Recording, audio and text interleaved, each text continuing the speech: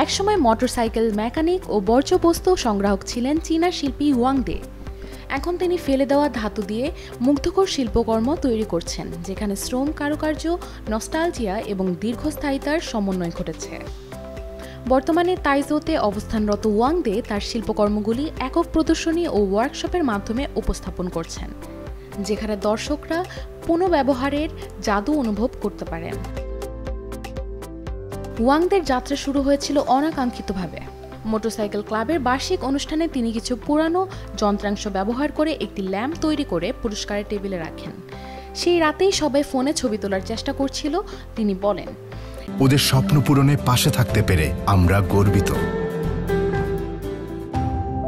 এটি আমার জন্য বিস্ময়কর ঘটনা ছিল এবং বুঝতে পারলাম ফেলনা জিনিসপত্র শিল্পকর্মের রূপ নিতে পারে। 13 বছর বয়সে স্কুল ছেড়ে দেওয়া ওয়াং দে জীবনের প্রাথমিক দিনগুলোতে ফেলনা জিনিসপত্র সংগ্রহ করতেন, যা তার সৃজনশীল দৃষ্টিভঙ্গিকে গভীরভাবে প্রভাবিত করেছে।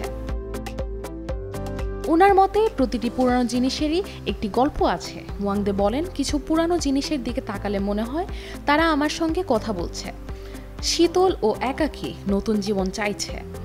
তার শিল্পকর্ম শুধু আর্ট নয়, বরং আবেগের পুনঃসৃষ্টি, যেখানে স্মৃতি ও কল্পনা মিশে গেছে। তার সবচেয়ে গুরুত্বপূর্ণ কাজগুলোর মধ্যে বিক্সি রয়েছে, যা বিলুপ্ত প্রজাতির ইয়াংজি, বিশাল নরম আবরণের কচ্ছপের স্মৃতিতে উজ্জীবিত। এটি প্রজাতি বিলুপ্তি ও পরিবেশ সচেতনতার গুরুত্ব তুলে ধরে।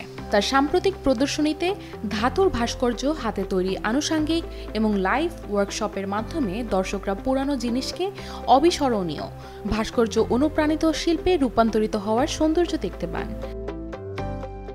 Sanjita Chowdhury, Daily Sun.